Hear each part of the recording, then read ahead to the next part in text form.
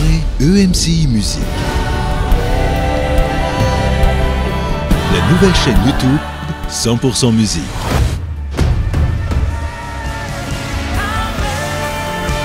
Vivez des moments forts de louange et d'adoration avec Dena Moana, Jean-Jean, Sandra Kouamé, Marcelo Tunassi, Atoms et Nadège Mbouma, Gordon et Marisa Mort et bien plus.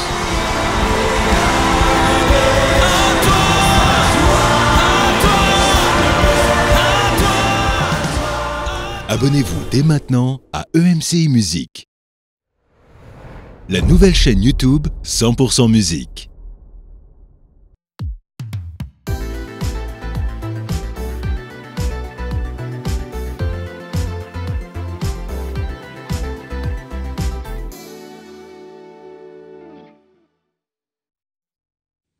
Bienvenue sur Teach. Vous savez, nous vivons dans l'ère de l'information et des connaissances. Il y en a de toutes sortes, mais souvent incomplets et imparfaits. Pourtant, Dieu, lui, il a une capacité de tout savoir. Ça s'appelle de l'omniscience. Dieu sait tout. Passé, présent, avenir, de tout le monde et de toutes choses. Même les pensées les plus profondes cachées à l'intérieur de l'être humain. Dieu sait tout. Je voudrais aujourd'hui que nous puissions explorer ensemble cette caractéristique de Dieu qui le met en position de tout savoir, de tout le monde et de tout ce qui existe. Ainsi, notre confiance vis-à-vis de ce Dieu omniscient, capable de connaître avec sagesse parfaitement les choses et de manière exacte. Cette confiance en cette capacité va changer notre façon de vivre notre foi, notre façon de l'adorer et notre vie de disciples. Alors, let's teach. Grandissons ensemble.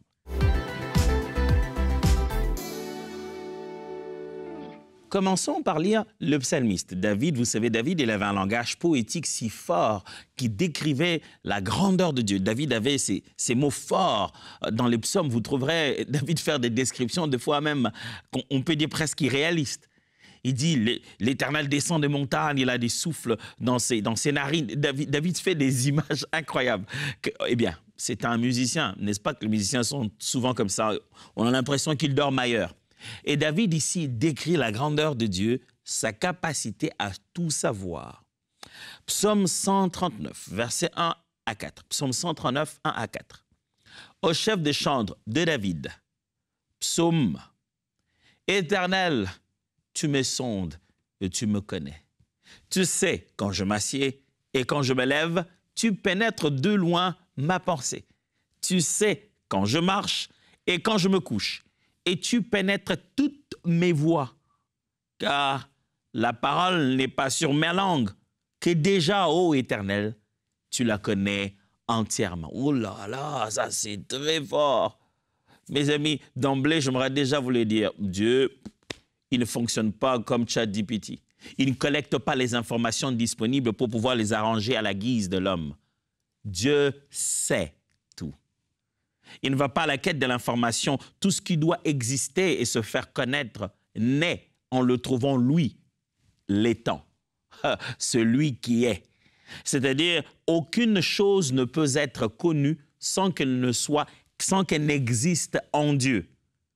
Il n'y a pas Dieu d'un côté, les informations et les connaissances de l'autre, et Dieu les emmagasine. Non, ce qui se connaît en ce que lui est.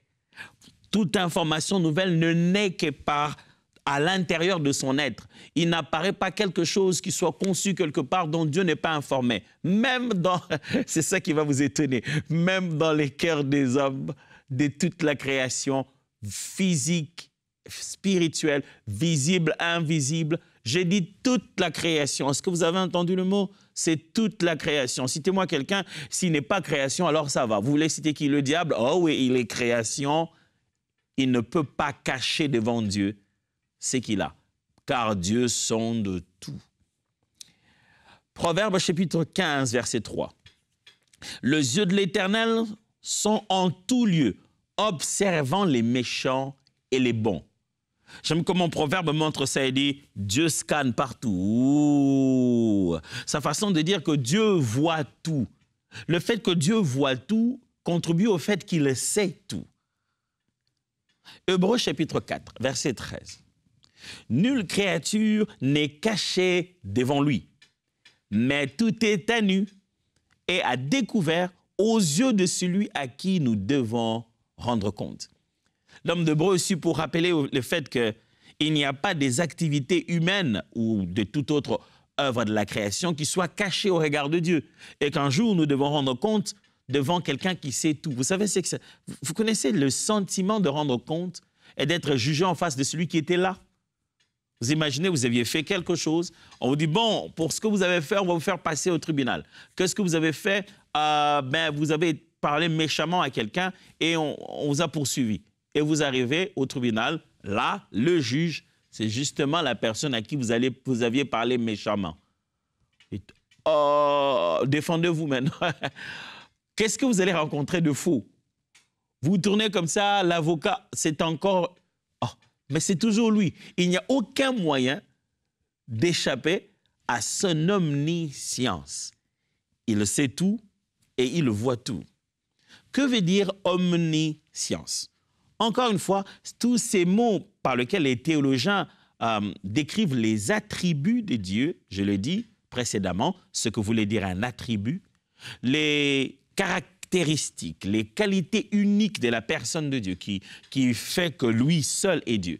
Il en a qu'il a lui seul qui ne peut communiquer à aucune de ses œuvres de la création, qu'on appelle les attributs incommunicables. Et il en a d'autres qui sont en lui, mais qu'il peut aussi mettre dans les êtres humains, qu'on appelle les attributs communicables. Jusqu'ici, nous avons commencé à parler des attributs incommunicables. J'ai parlé de l'omnipotence. Et là, nous sommes en train de parler de l'omniscience, sa capacité à tout savoir. Omnipotence, omniscience, c'est du latin. Souvenez-vous, la Bible est écrite en grec. C'est vrai qu'il y a une des traductions les plus anciennes de la Bible, après avoir traduit l'entièreté de la Bible en latin, la Vulgate. Vous pouvez trouver certains mots, justement, dans ce sens. Mais les théologiens formulent ces mots avec du latin. Omniscientia. L'omniscience. Omni qui veut dire tout et scientia qui signifie justement connaissance, la science. Signifiant ainsi que Dieu est celui qui sait tout. On ne parle pas de l'expression humaine quand quelqu'un semble avoir beaucoup de réponses sur plusieurs questions. On a tendance à lui dire « Ah ben lui, c'est monsieur qui connaît tout ». Non, non, non. Dieu sait vraiment tout. Il n'a pas l'air d'avoir beaucoup d'informations. Il ne s'agit pas d'un génie qui a maîtrisé toutes ses notes de l'école. Il ne s'agit pas de quelqu'un qui accumule à grande vitesse les informations qui sont à sa disposition parce qu'il a une mémoire photographique. Non. Il s'agit de tout celui qui sait tout. Et il ne sait pas par accumulation de connaissances. Ça, je dois le dire. Mes amis, Dieu ne sait pas tout parce qu'on lui a suffisamment informé. Il sait tout. Tout à l'heure, j'ai lu avec vous des passages qui montrent que le fait que Dieu soit capable de voir tout en étant partout influence sa capacité, donc, en fait, contribue à sa nature de tout savoir. Dieu sait tout parce qu'il n'y a rien qui se soit fait ou qui n'existe en dehors de sa personne.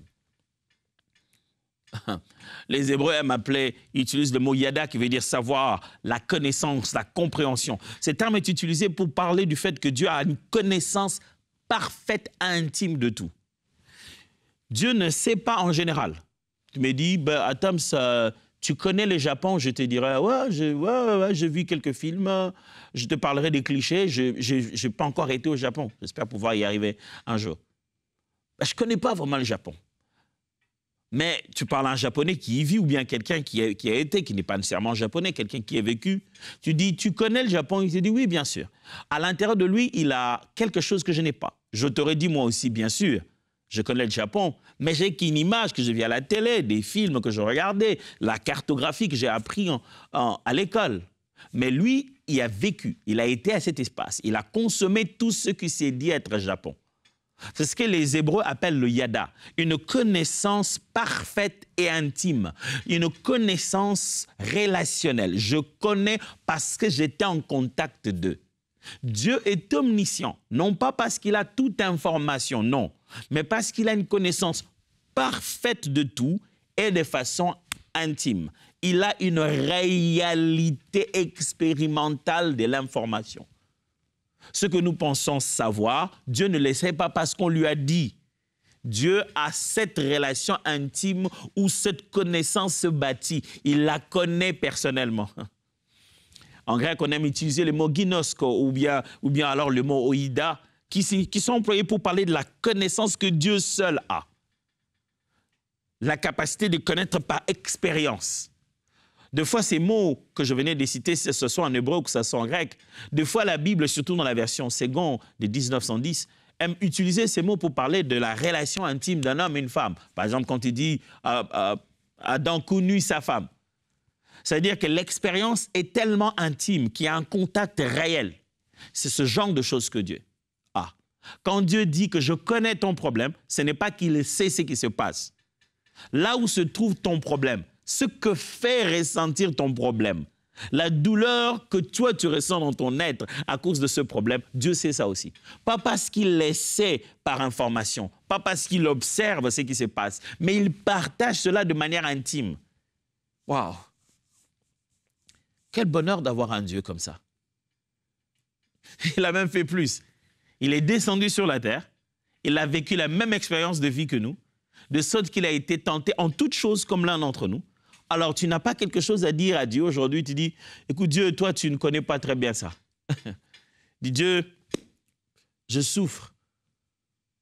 Toi, on dirait que tu ne connais pas très très bien ce qu'on appelle souffrir. Un jour, j'ai entendu une sœur qui disait à Dieu, une sœur priait et disait à Dieu, Seigneur, je veux me marier. L'âge avance. Toi, on dirait que tu ne connais pas ce qu'on appelle la vieillesse. C'est pour ça que tu ne sens pas l'urgence. Moi, l'âge avance, il y a la ménopause. On dirait que ce sont des choses que toi, tu ne connais pas. Détrompez-vous, mes frères. Les douleurs que vous ressentez, la honte, les sensations que vous percevez à cause de votre réalité, Dieu le connaît. Pas parce qu'il en est informé et qu'il en a un nom scientifique. Il en a l'expérience intime. Quand tu as mal, il sait que tu as mal. Le Dieu qui pleure pour son peuple, qui est fâché pour son peuple, qui est indigné pour son peuple, vous croyez qu'il n'est pas capable de partager ces sentiments que vous sentez? 1 Jean chapitre 3, verset 20 dit, « Car si notre cœur nous condamne, Dieu est plus grand que notre cœur et il connaît toutes choses. » Jean veut rassurer les chrétiens sur le fait que Dieu est celui qui pardonne. Lorsqu'on le confesse nos péchés, il nous pardonne. Et quelquefois, notre cœur, la culpabilité à l'intérieur de nous a tendance à nous faire oublier les capacités de Dieu. Il dit, deux fois, c'est notre cœur qui condamne, mais Dieu, il connaît toutes choses. Enfin, il y a même des culpabilités que nous portons par ignorance. On peut te faire porter une culpabilité. On te dit, ah, tu sais, le pasteur Atoms n'était pas content du tout de ce que tu as dit. Tu dis, ah, c'est vrai. Non, non, non, non, non, regarde son attitude. Il n'a jamais été comme ça. Regarde un peu. Il fait la tête, c'est qu'il n'a pas aimé ce que tu as dit. Tu peux être rempli de culpabilité, ton cœur te condamner par une information qui est faussée. Dieu, de l'autre côté, il connaît tout. Il sait que cette culpabilité n'a pas raison d'être. Parce qu'il dit que ça, c'est la tête d'Atoms quand il a faim. Et tu te dis, mais pasteur, écoute, je suis très désolé, j'ai appris que tu n'es pas content. Je dis, content de quoi? On dit, tu n'es pas content, tu n'as pas aimé. Oh, rien à voir, j'ai juste faim, j'ai bien besoin de manger du poisson salé en ce moment. Toi, tu te sentais culpabilisé, mais Dieu connaît toutes choses. Et il savait qu'il n'y a pas eu de mots à cet endroit-là. Aucun mal n'a été fait. Mais pourtant, à la limite de ta connaissance, même ton propre cœur t'a condamné. Ésaïe 46, 9 à 10. Souvenez-vous de ce qui s'est passé dès les temps anciens. Car je suis Dieu et il n'y en a point d'autre. Je suis Dieu et nul n'est semblable à moi. J'annonce dès les commencements ce qui doit être arrivé, et longtemps d'avance ce qui n'est pas encore accompli. Je dis, mes arrêts subsisteront et j'exécuterai toute ma volonté. Ici se révèle l'omniscience de Dieu par le fait que passé, présent et avenir sont tous devant lui et il le connaît simultanément. Il dit, c'est pour cette raison que je suis le Dieu. J'aime comment Dieu, surtout dans Isaïe, comment il se bat la poitrine, comment il se présente. Wow, quelle confiance en soi-même. Il dit, car je suis Dieu. Il n'y a point d'autre. Je suis Dieu. Et nul ne semblable à moi. J'annonce dès les commencements ce qui doit arriver. Et longtemps d'avance ce qui n'est pas encore accompli. Il dit, je les savais bien avant que vous. Et c'est pour ça que j'en parle bien avant, parce que je le sais. Quelle assurance d'être en face d'un Dieu qui sait. Tu sais ce que je ne sais pas. Tu connais ce que je ne maîtrise pas. Tu le savais avant que ce ne soit. Mon futur apparaît comme un passé devant tes yeux. Mon histoire tout entière défile devant toi et aucun détail qui ne t'échappe. Adonai, tu es omniscient. Les sciences s'inventent, les disciplines s'écrèment, les informations s'empirisent, se compilent et deviennent une discipline. Mais avant que l'astronaute n'ait vu le premier des étoiles, qui le savait? Qui le savait si ce n'est le Créateur? Tu sais tout et gloire à toi, Seigneur. L'omniscience de Dieu devait nous rappeler un certain nombre de choses. Souvenez-vous, mon but, c'est de simplifier ces concepts et surtout de les rendre réels et authentiques. Et après qu'on ait dit omniscient, ça doit nous parler. Alors, ça doit nous dire quoi? 1. Dieu connaît tout ce qui existe. Dieu a la connaissance de l'existence. Pas par information, j'insiste. Parce que celui qui fait émaner, qui fait exister cela, il en est le créateur, il les connaît. Il le connaît parfaitement et intimement. Dieu connaît tout ce qui existe. J'insiste sur le mot « exister ». Pas tout ce que nous voyons seulement, tout ce qui existe. Et dans ce que nous appelons existence, il y a une autre partie que nous ne voyons pas. Hébreux chapitre 11, verset 1, parle du fait que Dieu règne dans l'invisible des choses et l'amener dans le visible comme si elles existaient déjà pour nous. L'existence n'est pas que ce que nous avons devant nos yeux. L'existence est aussi ce coin qui ressemble à un dépôt divin dans lequel il va prendre les ressources et les amener à l'existence. Tout ce qui existe, Dieu le connaît. Pourquoi? Parce que rien ne peut exister sans lui. C'est lui la source de tout. Psaume 139, verset 2 le dit. Tu sais quand je m'assieds, quand je me lève, tu pénètres de loin ma pensée, je l'ai lu avec vous. Le psalmiste dit, quand je m'assis, quand je me lève, et ce que j'ai à l'intérieur de moi, tu sais tout. Daniel 2, 22 dit, il révèle ce qui est profond et caché. Il connaît ce qui est dans les ténèbres, et la lumière demeure avec lui. Juste une façon pour l'humain de dire ce qui est hors de portée. L'homme n'arrive pas à entrer en connaissance de certaines choses parce qu'il lui manque de la lumière, parce qu'il y a un problème de distance, parce que c'est à l'intérieur de l'homme et c'est immatériel. Mais même ce qui est hors de portée de l'homme, Dieu le connaît. Il le sait en profondeur et intimement. Dieu connaît tout ce qui existe. Dis-moi seulement que cette chose n'existe pas, alors mon Dieu n'est pas compétent. Mais si cette chose existe, d'abord sache que tout existe par mon Dieu, par sa parole. Rien de ce qui a été fait n'a été fait sans elle. Et deuxièmement, puisque celui qui l'a fait exister, il le connaît. C'est comme si tu demandais au fabricant s'il connaît ce qu'il a fabriqué. Bien sûr qu'il connaît, celui qui l'a fabriqué. Dieu connaît tout ce qui existe. Ah, pasteur, je me demande de fois, est-ce que Dieu connaît ce qui se passe? Le médecin m'a dit qu'il ne connaît pas comment ça s'appelle. Quand le médecin ne connaît pas comment s'appelle ta maladie, il n'est pas en train de dire que c'est hors portée de Dieu. Et allez, entre nous, comment les médecins nomment les maladies? C'est les médecins qui donnent un nom et le nom crée la maladie, ou les médecins nomment les anomalies qu'ils ont vues dans notre fonctionnement. Ce n'est pas parce que le médecin n'a pas encore trouvé un joli nom scientifique en latin sur ce qui te fait souffrir qu'il n'y a pas d'espoir. Non. Ce n'est pas parce que les études ne sont pas profondément avancées sur ta situation au point qu'il y a un médicament, au point qu'il y ait quelque chose de palliatif pour te traiter et que Dieu ne connaît pas. Ne sursaute pas quand l'homme dit qu'il ne sait pas. Ne vacille pas quand ce n'est pas sous le contrôle de la connaissance de l'être humain. Tu sers un Dieu qui sait tout. Je reconnais que tu peux tout et que rien n'était impossible. Vous connaissez cette chanson? Non seulement il peut tout, mais il sait tout aussi. Il connaît absolument tout, tout ce qui existe. 2, Dieu connaît le passé, le présent et l'avenir.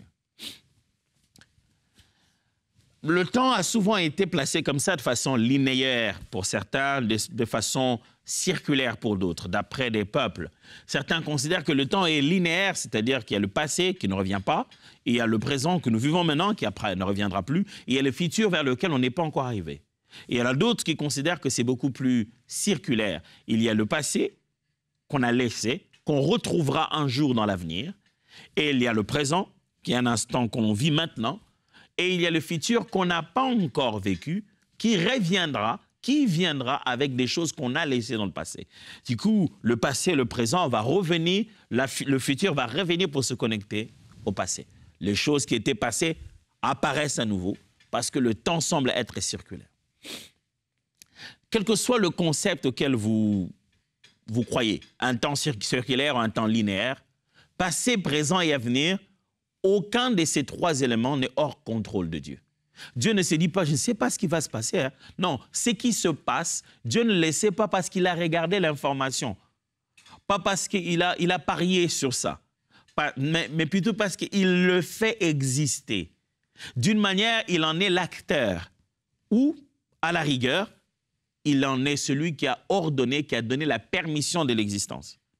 Dieu sait ce qui s'est passé. Il sait ce qui se passe et il sait ce qui se passera. J'aime bien dire, j'expliquais ça un jour à quelqu'un, il m'a dit, si je vais au passé aujourd'hui, qu'est-ce qui se passera? Vous savez, avec tous les beaux films qu'on regarde maintenant, retour, je sais pas moi, vers le futur, où quelqu'un aurait fait une machine à remonter le temps, il rentrerait, j'en ai même vu un où il aurait fait une machine à remonter le temps, et il est rentré le jour où Jésus devait mourir, il l'a empêché de mourir et la vie est devenue...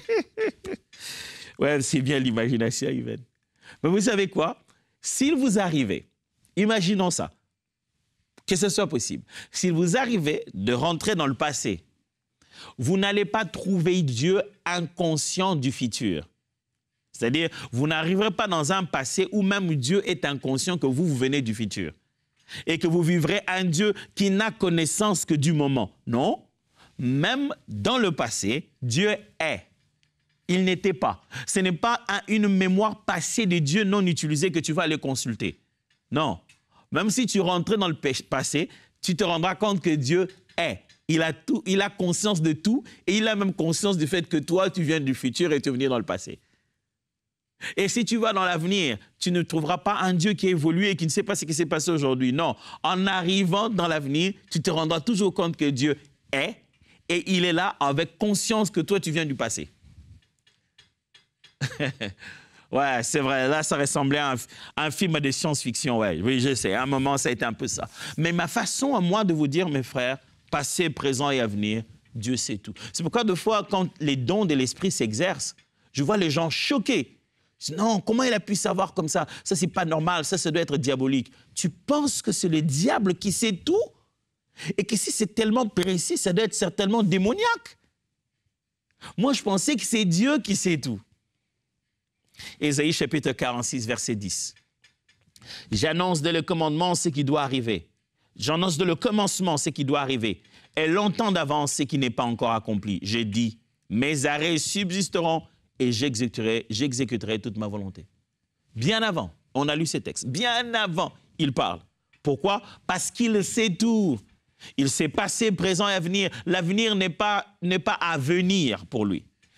Il le sait bien avant. Troisième chose sur l'omniscience de Dieu. J'ai dit premièrement, Dieu connaît tout ce qui existe. J'ai dit deuxièmement, Dieu connaît le passé, le présent et l'avenir. Troisièmement, ce qu'on appelle l'omniscience de Dieu, c'est une connaissance personnelle et intime. Connaissance personnelle et intime. L'omniscience de Dieu signifie qu'il a une connaissance personnel et intime. C'est-à-dire, il connaît individuellement. Il ne te connaît pas à travers ton père, il te connaît toi. Il ne connaît pas une situation à travers une autre. Il la connaît singulièrement et de façon personnelle et intime. Souvenez-vous, j'expliquais le mot yada ici. Dieu connaît ce qu'est la chose, ce qu'est est la situation, c'est qu'elle est en elle-même. C'est-à-dire qu'il sait pourquoi bois est bois. Il sait ce que bois ressent en étant bois. Il a une connaissance intime et personnelle de chaque chose. Matthieu 10, 30 dit, « Et même les cheveux de votre tête sont tous comptés. » C'est Jésus qui explique ça. « Même les cheveux de notre tête sont comptés. » Tcha! Est-ce que nous-mêmes on compte ça? Quand on le coupe et quand il y en a d'autres qui tombent de nous sans qu'on soit conscient. Une façon pour Jésus de dire, Dieu te connaît tellement en détail, même dans les détails que toi-même, tu ne regardes pas. Quatrièmement, en dernier lieu, qui dit omniscience de Dieu dit connaissance parfaite et infinie. Ça signifie que Dieu sait sans marge d'erreur.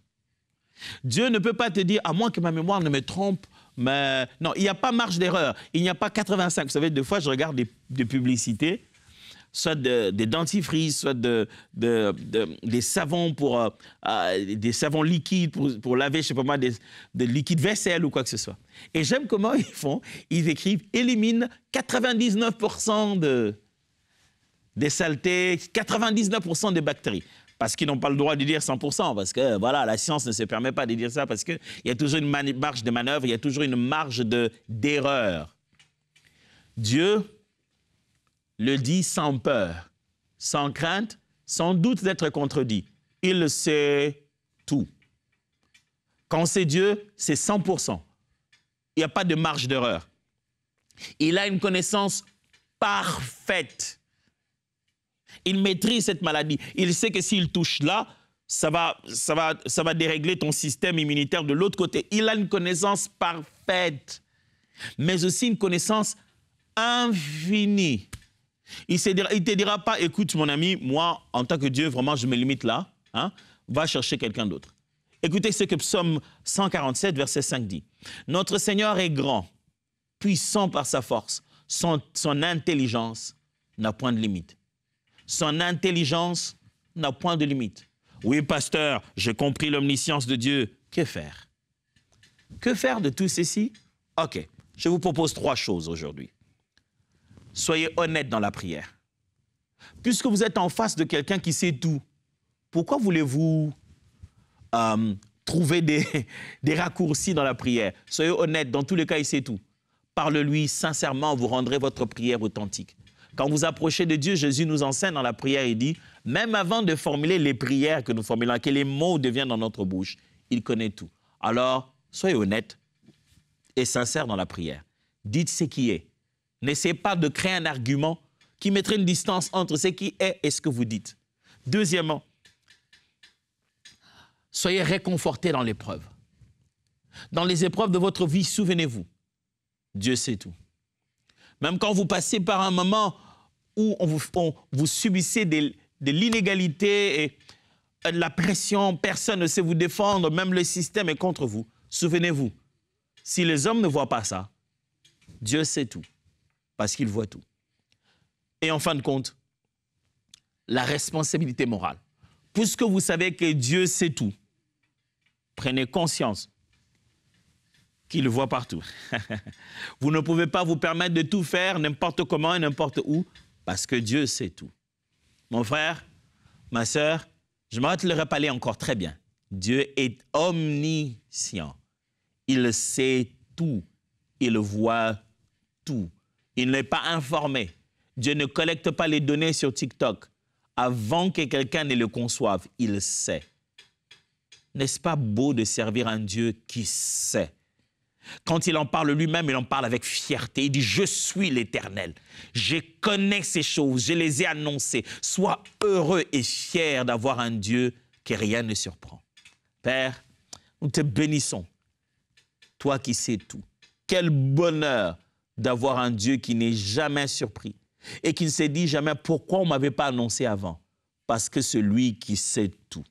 Gloire et louange à toi, Seigneur Jésus. Amen. Dieu vous bénisse. Voyons-nous demain.